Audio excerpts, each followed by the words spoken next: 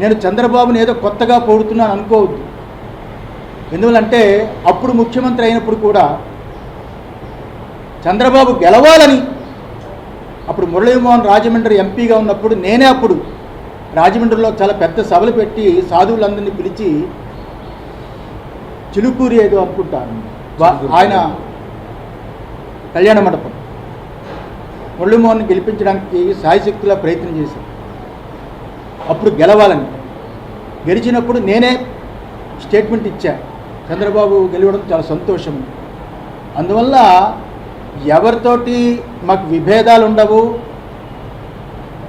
మేము స్వాములం, పీఠాధిపతులం, ధర్మం కోసమే పోరాడతాం. కానీ ఈరోజు ప్రెస్ మీట్ పెట్టింది ఎవరికి భయపడి కాదు, అది గుర్తుంచుకోవాలి. ఎవరికి భయపడి కాదు, వాస్తవాలు తెలుసుకోకుండా ఎవరెవరో కొత్తగా వచ్చిన వాళ్ళతో చేరి ఏదేదో తప్పుడు అభిప్రాయాలు వాళ్ళు చెబుతారని. ఎప్పుడూ స్వరూపానంద స్వామివారు ఒకలాగే ఉంటారు. చంద్రబాబు అంటే మాకు చాలా గౌరవం. రాజకీయ నాయకుల్లో ఆయనే ఇప్పుడు పెద్దవాడు. ఈ రాష్ట్రానికి పెద్ద దిక్కుగా అని పరిపాలన కొనసాగాలి అని, కుటుంబం బాగుండాలి అని, పరిపూర్ణమైన ఆయుష్ భగవంతుడు ఇవ్వాలి. ఈసారైనా దేవాదాయ ధర్మాదాయ శాఖ టీటీడీ చాలా గొప్పగా పరిపాలన జరగాలి అని మనస్ఫూర్తిగా ఆశీర్వదించడానికి ఈ ప్రెస్ మీట్ పెట్టారు.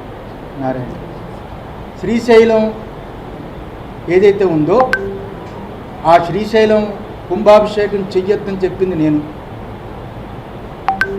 దక్షిణాయనంలో చేయకూడదు అని ఆపింది నేను. జగన్మోహన్ రెడ్డి గవర్నమెంట్లో ఆపితే కోర్టుని మేనేజ్ చేసి ఉత్తరాయణం వచ్చింది కదా చేశారు. మాఘమాసం పుత్రనాశ అని ఉంది ఆగమంలో, శైవాగమంలో. మాఘమాసంలో శైవాగమంలో శ్రీశైలం కుంభాభిషేకం చేయకూడదని ఉంది. అది జగన్మోహన్ రెడ్డి గవర్నమెంట్లో దేవాదాయ శాఖ రాసి పంపించాం. ఇంకా చాలా ఉన్నాయి ఇందులో.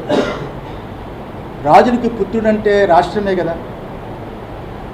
ఈరోజు ఏం జరిగిందో మీరు చూశారు. సింహాచలంలో ఆ రోజు ఎలా మాట్లాడానో చందనోత్సవంలో మీరు చూశారు. అది తిరుమల తిరుపతి దేవస్థానంలో జరిగిన వెంకటేశ్వర స్వామి నిత్యం వందలాది సంవత్సరాలు, వేలాది సంవత్సరాలు జరిగే అన్నప్రసాదాన్ని తృణధాన్యంతో మార్చినప్పుడు కూడా నేను విభేదించాను, లెటర్ రాశాను. అందువల్ల ఈ స్వరూపానంద ఏ గవర్నమెంట్ వచ్చినా, ఎవరు మా దగ్గరికి వస్తున్నా మేము ఉన్నది ఉన్నట్టుగా మాట్లాడతాం. దూరమైనా పర్వాలేదు, మేము గవర్నమెంట్ల దగ్గర బట్టికే పీఠం కాదు ఇది. ఉన్నది ఉన్నట్టుగా మాట్లాడటమే. సంపాదించుకోవాలి, దాచుకోవాలి అనుకునే పీఠం కాదు ఇది. ఇది ఏబిఎన్ రాధాకృష్ణ గారికి నాతో చాలా అనుబంధం ఉంది. నేను ఏ రకంగా ఎటువంటి తప్పులు చేయకుండా ఉంటానో ఆయనకు బాగా తెలుసు. బిఆర్ నాయుడికి తెలుసు, నరేంద్ర చౌదరికి తెలుసు, చాలామందికి తెలుసు. ఈ 5 ఏళ్లలో పీఠం ఎప్పుడు ఎలా ఉందో ఇప్పుడు అలాగే ఉంది అని. అలాంటి చిన్న కుర్రాడు ఈరోజు మన ఆంధ్ర రాష్ట్రం తరపున, ముఖ్యంగా శ్రీకాకుళం జిల్లా, మేము పుట్టిన జిల్లాలో ఆయన ఉండి, ఆయన పుట్టి, ఆయన క్యాబినెట్ ర్యాంకు భారతదేశానికే ఒక మంత్రి అవడం మాకు చాలా ఆనందకరమైన విషయం. అంత గొప్ప అదృష్టాన్ని పొందాడు అంటే రామ్మోహన్ నాయుడు, చంద్రబాబు నాయుడే కారణం. చంద్రబాబు నాయుడు అతన్ని ప్రపోజ్ చేసి మంత్రిగా చేయడం చాలా ఆనందదాయకం. ఆ రకంగానే రేపు 12వ తారీఖు బహుశా 11:27 చంద్రబాబు నాయుడు ముఖ్యమంత్రిగా ప్రమాణ స్వీకారం. చాలా అత్యద్భుతమైన ముహూర్తము, సింహలగ్నము, చాలా బ్రహ్మాండమైన ముహూర్తము. ఆయన ఈ రాష్ట్రాన్ని, ముఖ్యంగా దేవాదాయ ధర్మాదాయ శాఖ, టీటీడీ ఈ వ్యవస్థల్ని చాలా గొప్పగా పరిపాలించాలి.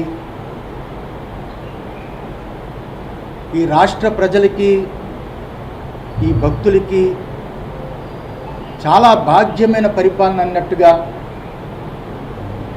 చంద్రబాబు నాయుడు గారు, లోకేష్ గారు, అలాగే పవన్ వీళ్ళందరూ